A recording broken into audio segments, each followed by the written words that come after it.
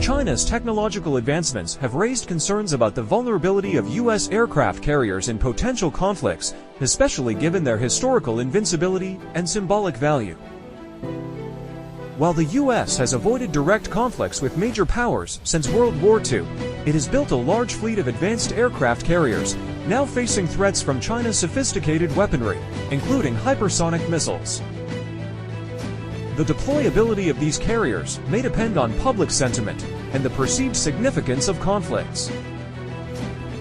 In highly supported conflicts, carriers may still be deployed despite risks, but in divided or apathetic scenarios, planners might reconsider their use.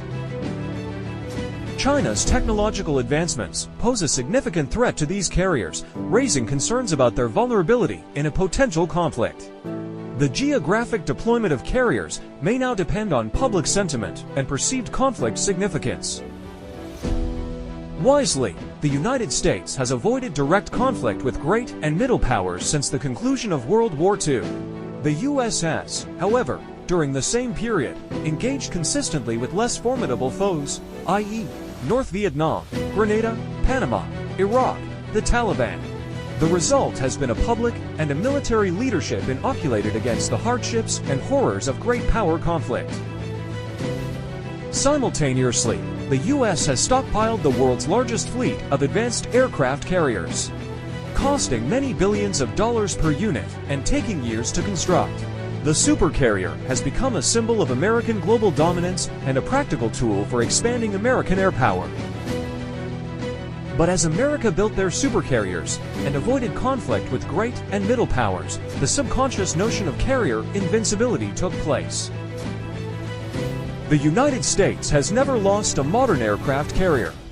Yet, lately, as adversaries, especially China, develop and stockpile weaponry capable of harming U.S. carriers, observers are being forced to reconsider the aircraft carrier's vulnerability, and relatedly, the aircraft carrier's deployability.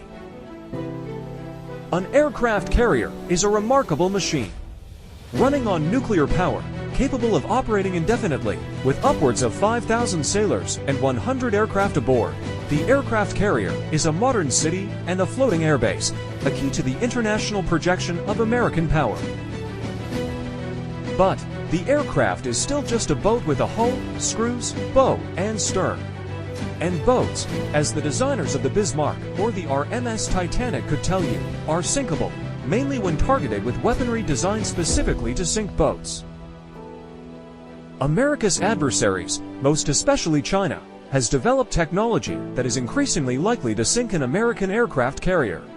She has overseen one of world history's most ambitious shipbuilding sprees, under which the Chinese Navy has expanded to include various attack submarines and surface vessels that could potentially harm a U.S. carrier. China is also expanding its own carrier fleet, which could launch aircraft capable of targeting an American carrier, in the sort of carrier-on-carrier conflict that the U.S. hasn't experienced since the Pacific theater of World War II. And the aircraft that China would launch from that aircraft is increasingly sophisticated, increasingly capable of slipping past defensive lines and landing a blow.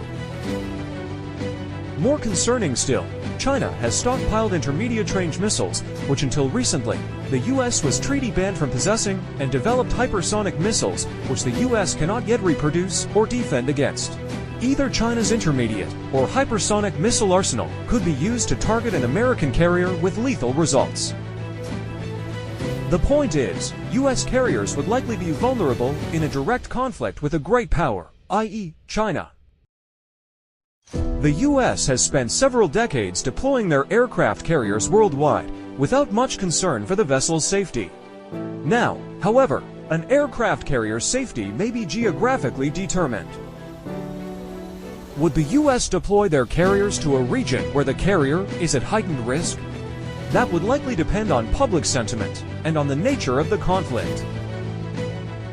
If the U.S. public is committed to the conflict, as they were during World War II, if the conflict is perceived and approached as if it were existential, then yes, the U.S. would likely deploy their aircraft carriers without reservation for the prospective loss of fiscal treasure, military hardware, or human life.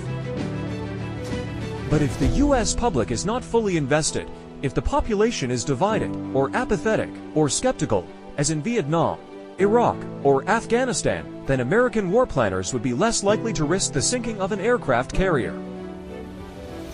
And if the public is not fully supportive of a conflict, the U.S. may want to reevaluate the necessity of participating in the conflict.